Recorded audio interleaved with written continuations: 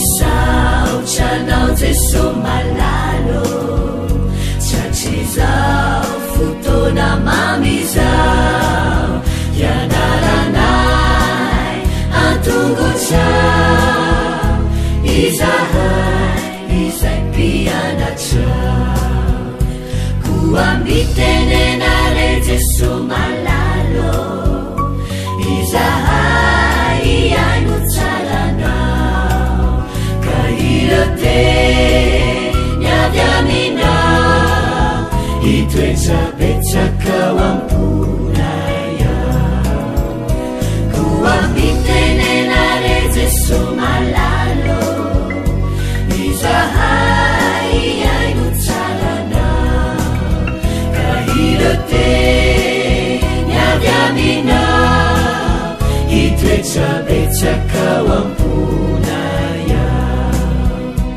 irote niavy aminao itoetsapetsakao amponaya.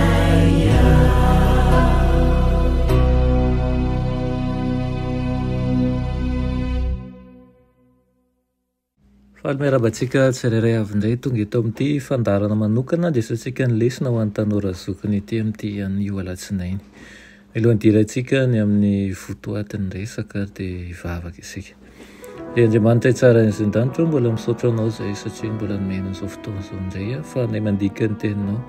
Misaotra anao koa izay mitaona nay mandrakariva amin'ny alalan'ny fanainao masina mba hianarana ny teninao, mba hafantarana ny fahamarinana rehetra ary ihany koa mba ahatonga anay tsy ho diso lalana.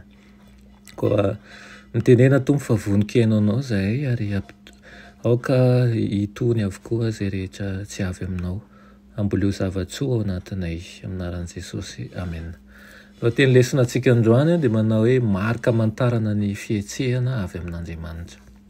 Marika amantarana ny fihetsehana avy amin'Andriamanitra.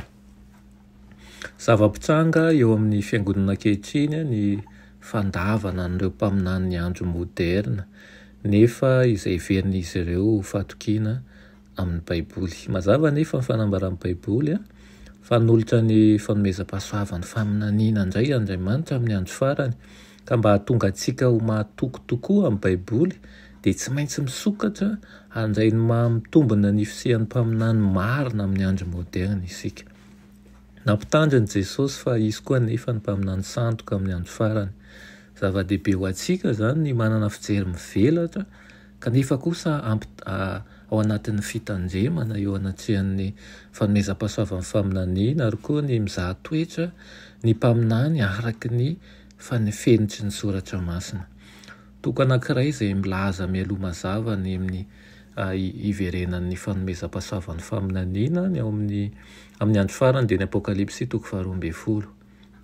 Mialoha indrindra ny iresahana momba ny fanomezam-pahasoavan'ny faminaniana ao amin'ny 7:12 izay antsoina hoe filazanan'i Jesosy dia ny 4:14 miresaka ny amin'ny 990 andro. Takatsika fa manondro ny fotoana nanjakan'ny fahefana Romanina teo anelanelan'ny taona 538 ka hatramin'ny 1798 io fetim-potoana io. Nandritra an'izay fotoana izay no niatrehan'ny fiangonana fanenjehana izay tena namaivay tokoa. Novonoina teo amin'ireo nosy Britanika ohatra ny kristianina ary nohaizana tany amin'ny faritra avaratr'i Italia tany ireny vaudois ireny ary natao vonomoka ihany koa tany atsimon'ny France ary zareo Bigois. Narahan'ny fisehoan'ny fiangonana sisa izay voalaza ao amin'ny 7:12 ny fiafaran'ilay 990 andro taonan'ny fahenenjehany. Ambaran'ny 9:11 ny toerana isehoan'ny toe-javatra voaresaka ao amin'ny 9:17 satria izao manko ny ambarany nefa ozy izy tany nefa ny tany namonjy ana vehivavy. Manerana ny Apokalipsia ny rano na ny ranomasina dia maneho toerana be-ponina sy firenena maro ary fiteny samihafa. Nanodidina ny tamin'ny taona 1798 dia azo heverina fa ny tontolo tranaina izany Eropa lazaina izany, Moyen-Orient izany ary ny Azia. Arak'izany ny tany ao amin'ny 9:11 dia maneho ny mifanohitra amin'ny amin'io tontolo tsainaina io dia i Amerika zany tamin'izany fotoana zany. Tamin'izany vanim-potoana iray teo amin'ny tantara izany dia tonga fialofana ho an'ny fahalalahana ara-pivavahany États-Unis. Firenena vaovao izy tamin'izany zara raha nisy mponina ary niaro tamin'ny fomba entitra ny fisaran'ny fiangonana sy ny fanjakana izy. Ny fitambaran'ireo teboka ireo no nahatonga azy ho fialofana ho an'ireo kristianina narivo izay nenjehana izay nandositra ny Eropa. Manjam-pahatonga eo amin'ny 1710 dia efa nomena antsika ireo toetra roa izay mampiavaka ny vahoakan'Andriamanitra amin'ny andro farany dia voalohana aorianan'ny taona 1798 no ipoirana ary ny faharoa dia ao amin'ny toerana izay tsy dia misy mponina eto amin'izao tontolo izao. Manampy an'ireo teboka roa ireo ny Apokalipsy 12:17 izay milaza fa hitandrina ny din'Andriamanitra ireo sisa ary hanana ny filazanan'i Jesosy. Ambara amintsika amin'izany filazana izany fa fantatra amin'ny hoe fanahy faminaniana izany ary omena an'ireo rahalahy izay fanahy faminaniana izany. Ny Apokalipsy 12:7 kosa dia milaza amintsika fa fantatra amin'ny hoe mpaminany koa ny rahalahy arak'izany rehefa tambatra zany ireo andalan-teny ireo dia hitantsika fa ny filazanan'i Jesosy no fananany faminaniana na koa hoe fanomezam-pahasoavan'ny faminaniana izay nomena an'ireo mpaminany. Noho ny fahafantarana an'izany no azahoantsika antoka ihany koa ny amin'ny voalazan'ny Apokalipsy 12:7 fa hanana vahoaka sisa eto amin'ny tany Andriamanitra izay hanana ny fanahin'ny faminaniana sy hitandrina ny didiny rehetra ao anatin'izany ny sabata. Niseho tamin'ny alalan'ny asa fanompoana i Madame White nandritra ny 70 taona izay fanomezam-pahasoavan'ny faminaniana izany. Tsy misy porofo izay ahafahana milaza fa izy no mpaminany farany indrindra kanefa tsy voalaza mazava ihany koa raha toa isika hanana mpaminany izay hitondra torolalana maro sy manandanja tahak'izay nomena.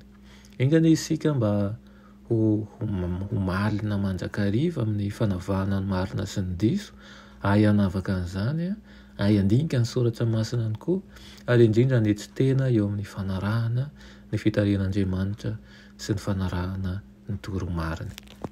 Na manao ahoana ny mety ho filaza ny ireo izay mandray ny fanomezam-pahasoavan'ny faminaniana dia anisan'ny toromarika izay ahafantarana ny mamarina ihany azy koa dia tokony mandrisika hatrany ny faminaniana ho amin'ny fibebahana, ho amin'ny fanantonana ny Kristy ary ihany koa ny amin'ny fiomanany amin'ny fiavian'i Kristy tsy ho ela eny amin'ny rahony lanitra.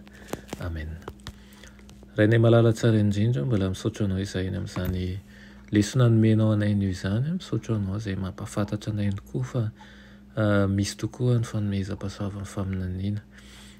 Ampio izahay mba hianavaka ny marina sy ny tsy marina ao anatin'izany ary ihany koa ny famarinana efa nomenao anay amin'ny alalan'ireo mpanomponao ireo dia ho raisinay amin'ny mpanetretena tokoa ary hoentinay andinihana ny teninao lalindalina hatrany. Anaran'i Jesosy, amen.